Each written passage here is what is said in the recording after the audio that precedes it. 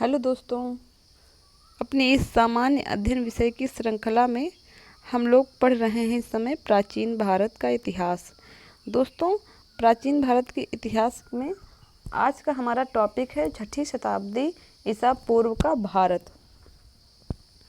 दोस्तों, इससे पहले हम लोगों ने इसमें प्राचीन भारत में इतिहास जानने के स्रोत और पाषाणकालीन संस्कृति, सैंधव सभ्यता और वैदिक संस्कृति पढ़ ली है। तो दोस्तों, आज हम लोग 6ठी शताब्दी ईसा पूर्व का भारत पढ़ेंगे। दोस्तों, ये 6ठी शताब्दी ईसा पूर्व का भारत वो समय था जब प्राचीन भारत के राजनीतिक इतिहास का प्रारंभ हुआ। इसको जो प्राचीन भारत का इतिहास है, राजनीतिक इतिहास है, उसका प्रारंभिक बिंदु मान सकते हैं 6ठी शताब्दी ईसा पूर्व का। दोस्तों, इस समय ये वो समय था जब भारत में छोटे छोटे राजनीतिक गणतंत्रों का उदय होना शुरू हो गया था। दोस्तों, इस वीडियो में हम लोग बौद्ध धर्म और जैन धर्म से संबंधित प्रश्नों को पढ़ेंगे। ठीक है।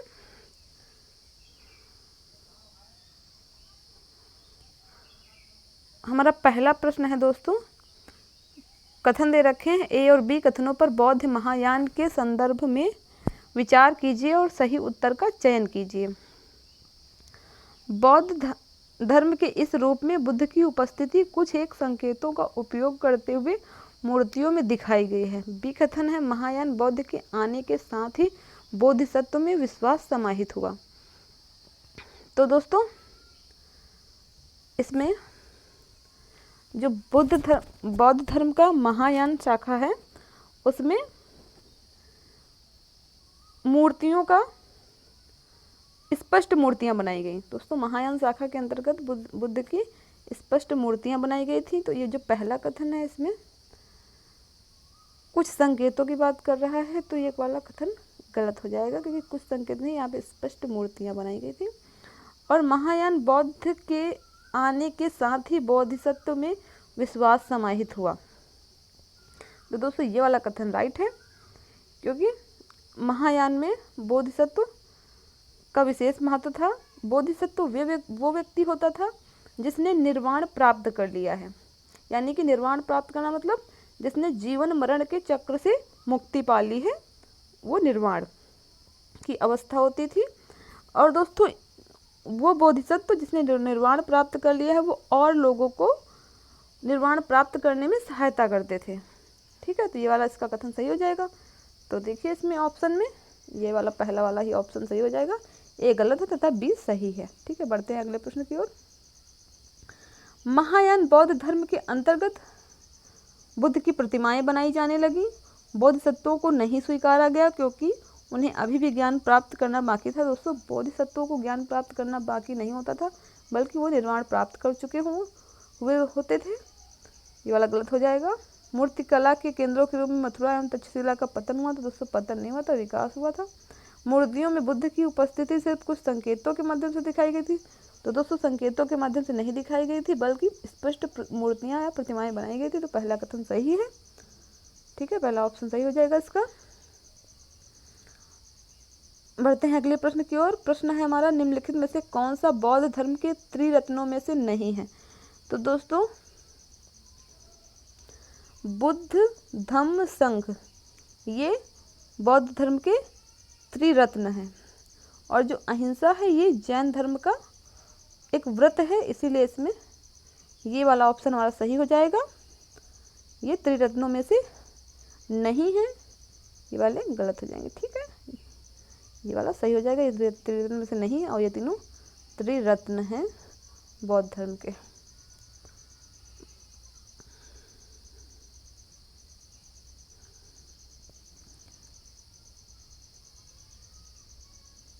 ये बौद्ध देखिए लिखा हुआ है, बौद्ध धर्म के त्रिरत्न थे बुद्ध, धम्म और संघ। इन तीन रत्नों पर ही बौद्ध धर्म आधारित है। ईसा पूर्व 6ठी शताब्दी में गौतम बुद्ध द्वारा बौद्ध धर्म की स्थापना हुई। अहिंसा जैन धर्म का मूल सिद्धांत है। ठीक है। और दोस्तों, ये 6ठी शताब्दी ईसा पूर्व में ही जैन धर्म का भी उदय होता है। अगला प्रश्न है, भारतीय कला में बुद्ध के जीवन की किस घटना का चित्रण चक्र द्वारा हुआ है? तो दोस्तों चक्र द्वारा चित्रण हुआ है बुद्ध जी द्वारा दिए गए प्रथम उपदेश का। ठीक है, ये उपदेश उन्होंने सारनाथ वाराणसी में दिया था और इस उनके प्रथम उपदेश को धर्म चक्र प्रवर्तन कहा जाता है। उसे चक्र द्वारा चित्रित किया जाता है। दोस्तों बुद्ध के जीवन की जितनी भी घटनाएं थी उनको किसी न किसी प्रतीक के रूप में चित्रित किया जाता है। तो दोस्तों इसमें घटनाएं दी हुई हैं और उनका प्रतीक भी दिया हुआ है। गौतम बुद्ध के जन्म को कमल एवं सांड द्वारा चित्रित किया जाता है और ज्ञान का प्रतीक है पीपल, बोधि वृक्ष जिसको कहते हैं। पीपल के वृक्ष के नीचे ही इनको ज्ञान की प्राप्ति हुई थी। मृत्यु का प्रतीक दोस्तों स्तूप है और गृह त्याग का प्रतीक घोड़ा है। निर्वाण का प्रतीक पद चिन्ह है। देखते हैं अगले प्रश्न को, गौतम बुद्ध का जन्म लुम्बिनी में हुआ था, इसकी पुष्टि किसके अभिलेख से हुई है? तो दोस्तों गौतम बुद्ध का जन्म लुम्बिनी में हुआ था, इसकी पुष्टि अशोक के रुम्मिनदेई स्तंभ लेख से होती है। और दोस्तों लुम्बिनी वर्तमान में नेपाल के कपिलवस्तु में है। ठीक है, और सम्राट अशोक के लगभग 40 अभिलेख प्राप्त हुए हैं। ये अभिलेख बौद्ध के धर्म के अस्तित्व के सबसे प्राचीन प्रमाणों में से हैं। दोस्तों अशोक का बौद्ध धर्म के प्रचार प्रसार में बहुत ही महत्वपूर्ण योगदान रहा है और इनके जो 40 अभिलेख प्राप्त हुए हैं ये सभी संबंधित थे बौद्ध धर्म से। और दोस्तों इन अभिलेखों की भाषा थी ब्राह्मी, खरोष्ठी और अरमाइक, ग्रीक, यूनान लिपियों में लिखे गए थे। अशोक के ब्राह्मी लिपि में लिखे गए अभिलेख को सर्वप्रथम जेम्स प्रिंसेप ने पढ़ा था। ठीक है दोस्तों, अगला प्रश्न है, द्वितीय बौद्ध संगीति का आयोजन किसके शासनकाल में हुआ? तो दोस्तों द्वितीय बौद्ध संगीति का आयोजन तो कालाशोक के शासनकाल में हुआ था। दोस्तों बौद्ध धर्म में कुल 4 संगीतियाँ हुई हैं। बौद्ध धर्म की कुल 4 बौद्ध संगीतियाँ हैं और ये किसके शासनकाल में हुई ये दिया हुआ है और ये स्थान कौन सा है और उसके अध्यक्ष कौन रहे हैं। दोस्तों ये इसके ऊपर भी प्रश्न पूछे जाते हैं। तो देखते हैं, प्रथम बौद्ध संगीति 483 ईसा पूर्व में हुई थी अजातशत्रु के शासनकाल में, और दोस्तों ये राजगृह में हुई थी, राजगृह स्थान था और इसके अध्यक्ष थे महाकश्यप। ठीक है, और द्वितीय बौद्ध संगीति 383 ईसा पूर्व में कालाशोक के शासनकाल में हुई थी, कालाशोक, और ये स्थान था वैशाली और इसके अध्यक्ष थे सवाकामी। ठीक है, तृतीय बौद्ध संगीति 251 ईसा पूर्व में अशोक के शासनकाल में हुई थी और ये पाटलिपुत्र में हुई थी और इसके अध्यक्ष थे मोगली पुत्र तिस्स। ठीक है, और ये चतुर्थ बौद्ध संगीति ईसा की प्रथम शताब्दी में होती है और ये कनिष्क के शासनकाल में हुई थी, कनिष्क के, और स्थान था कश्मीर का कुंडलवन और इसके अध्यक्ष थे वसुमित्र। ठीक है, और दोस्तों हमारे प्रश्न में पूछा है द्वितीय संगीत, तो द्वितीय कालाशोक के शासनकाल में हुई थी। दोस्तों इसको याद करने के लिए किसके शासनकाल में हुई थी, कौन सी संगीत, तो इसको याद करने के लिए एक ट्रिक है, इसको अका अक करके याद करें, अका अक। बस आपको ये याद रखना है, पहले आ से अजातशत्रु, दूसरे आ से अशोक और ये बड़े का से कालाशोक, छोटे का से कनिष्क। ठीक है, अका एक अजातशत्रु, कालाशोक, अशोक, कनिष्क। बढ़ते हैं अगले प्रश्न की ओर। निम्नलिखित स्तूपों में से किस एक को उस स्थान के रूप में चित्रित किया गया है जहां बुद्ध ने पहली बार उपदेश दिया था? तो दोस्तों पहला उपदेश सारनाथ में दिया था। ठीक है,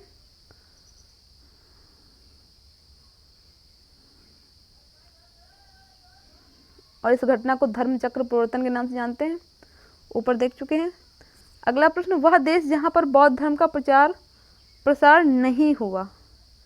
दोस्तों बौद्ध धर्म कहाँ नहीं पहुँचा, इसमें थाईलैंड, तो थाईलैंड में बौद्ध धर्म प्रचलित है, श्रीलंका में भी है, इंडोनेशिया में भी है, ग्रीस। दोस्तों ग्रीस में बौद्ध धर्म का प्रसार नहीं हुआ, इसीलिए ये वाला ऑप्शन सही हो जाएगा। ठीक है, ग्रीस में बौद्ध धर्म का प्रसार नहीं हुआ। बौद्ध धर्म का प्रचार दक्षिण पूर्व एशियाई देशों Thailand, Singapore, Indonesia, Sri Lanka, Bhutan, Nepal आदि के साथ भारत के पश्चिमोत्तर सीमा पर सटे देशों में हुआ। ठीक है, बौद्ध धर्म का प्रचार प्रसार यूरोपियन देशों में नहीं हुआ, यूरोप में नहीं पहुंचा दोस्तों, ये एशियाई देशों में इसका प्रचार प्रसार खूब हुआ। इसीलिए जो ये वाली कंट्री हैं Thailand, Singapore, Indonesia, Sri Lanka, Bhutan, ये सब बौद्धिस्ट कंट्री हैं। बढ़ते हैं अगले प्रश्न की ओर। बौद्ध धर्म में बोधिसत्व थे। तो दोस्तों बौद्ध धर्म में बोधिसत्व कौन थे? वे लोग जिन्होंने निर्वाण यानी कि प्रबोध प्राप्त कर लिया था, वो लोग बोधिसत्व कहलाते थे। और बौद्ध धर्म की महायान शाखा द्वारा बोधिसत्व को स्वीकार किया गया। ठीक है, ये लोगों को निर्वाण प्राप्त में सहायता पहुंचाते थे। ये वो होते थे जो जीवन मरण के चक्र से मुक्त हो चुके हैं। ठीक है, निर्वाण माना जीवन मरण के चक्र से मुक्ति मिल जाना। अगला प्रश्न है दोस्तों, बुद्ध द्वारा लालसाओं व इच्छाओं की तृष्णा को निम्नलिखित में से क्या कहा गया है? तो दोस्तों बुद्ध ने लालसाओं और इच्छाओं को तन्हा कहा है, और ये जो तन्हा है यही बुद्ध के अनुसार दुख का मूल कारण है। ठीक है, और इसी से आसक्ति या राग का उद्भव होता है। और इन्होंने बुद्ध जी ने शिक्षा दी है कि आत्मसंयम अपनाकर हम ऐसी लालसा से मुक्ति पा सकते हैं। अगला प्रश्न है, बौद्ध धर्म भारत से निकलकर किन देशों में गया? तो दोस्तों बौद्ध धर्म भारत से निकलकर जापान, कोरिया, चीन, इन सभी देशों में गया था। तो ये वाला सही हो जाएगा ऑप्शन, ये सभी। ठीक है, ये बौद्ध धर्म का प्रचार प्रसार जापान, चीन, जावा, कंबोडिया, श्रीलंका, कोरिया आदि देशों में, और इनका इस सब का श्रेय मौर्य सम्राट अशोक को जाता है। गौतम बुद्ध ने पहला प्रवचन दिया। पहला प्रवचन दोस्तों सारनाथ में दिया। इस घटना को धर्मचक्र प्रवर्तन, ये क्वेश्चन रिपीट हुआ है। निम्नलिखित में से कौन सा धर्म त्रिरत्न में विश्वास करता है? त्रिरत्न, तो दोस्तों त्रिरत्न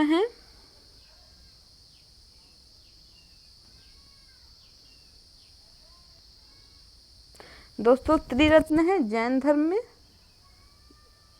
जैन धर्म के त्रिरत्न है सम्यक श्रद्धा, सम्यक ज्ञान एवं सम्यक आचरण। ठीक है, जैन धर्म पुनर्जन्म एवं कर्मवाद में विश्वास रखता है। उनके अनुसार कर्मफल ही जन्म तथा मृत्यु का कारण है। और जैन धर्म के 24वें तीर्थंकर महावीर स्वामी थे, और इसमें सत्य, अहिंसा, अपरिग्रह, अस्तेय, ब्रह्मचर्य, ये 5 महाव्रत हैं। ठीक है,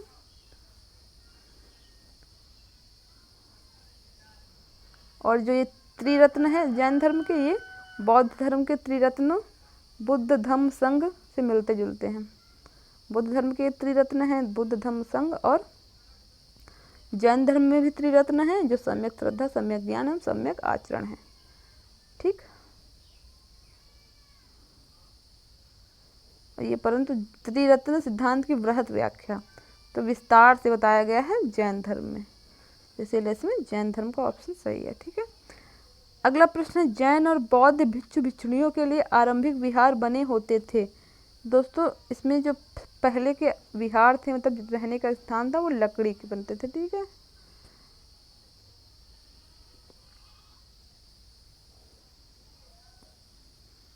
बाद में इसमें इनके निर्माण में ईंटों का प्रयोग होने लगा।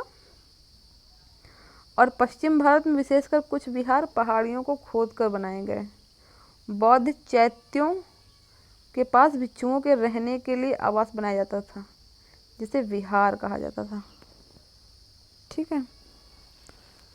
अगला प्रश्न है, निम्नलिखित में से कौन सी विशेषता बौद्ध और जैन दोनों धर्मों में है? दोनों धर्मों में है। पहला ऑप्शन है, मुक्ति पाने के लिए मनुष्य को अपने वस्त्र सहित सब कुछ त्यागना पड़ता है। तो दोस्तों ये वाली विशेषता सिर्फ जैन धर्म की है, वस्त्र त्याग देते हैं लोग, तो जैन की है पहली वाली। तो ये दोनों की नहीं है। अधिक पाने की निरंतर इच्छा को मध्य मार्ग अपनाकर समाप्त किया जा सकता है। दोस्तों मध्यम मार्ग का उल्लेख बौद्ध धर्म में हुआ है, जैन में नहीं है, तो ये दोनों में नहीं है। ठीक है।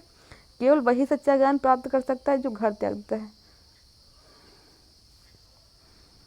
और दोस्तों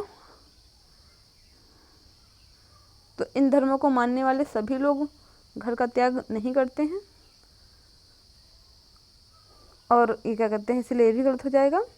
इन दोनों धर्मों को मुख्यतः व्यापारियों का समर्थन प्राप्त था। दोस्तों ये वाला सही हो जाएगा। इसमें इन दोनों धर्मों को मुख्य रूप से व्यापारियों का समर्थन प्राप्त हुआ था। अगला प्रश्न है, जैन धार्मिक ग्रंथों का पहला संकलन तैयार हुआ। तो जैन धर्म ग्रंथों का पहला संकलन वल्लभी में तैयार हुआ, और ये वल्लभी में द्वितीय जैन संगीत का आयोजन किया गया, और इसके अध्यक्ष देवर्धि क्षमा श्रमण थे। ठीक है। अगला प्रश्न है, किस धर्म में तीर्थंकर के नाम से 24 महान आचार्य थे? तो दोस्तों 24 तीर्थंकर हुए हैं जैन धर्म में। ठीक है। ये महान आचार्य हुए जिन्हें तीर्थंकर कहा जाता था। ठीक है। और जैन धर्म के प्रथम तीर्थंकर थे ऋषभदेव। प्रारंभिक 22 तीर्थंकरों की ऐतिहासिकता संदिग्ध है। मात्र अंतिम 2 तीर्थंकरों की ऐतिहासिकता प्रमाणित हुई है।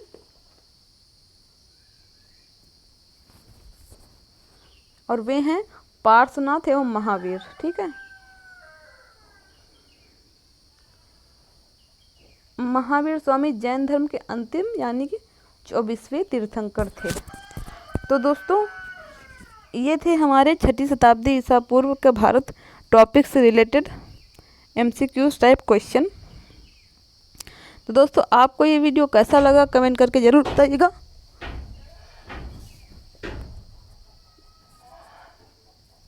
वीडियो को पूरा देखने के लिए आपका बहुत बहुत धन्यवाद।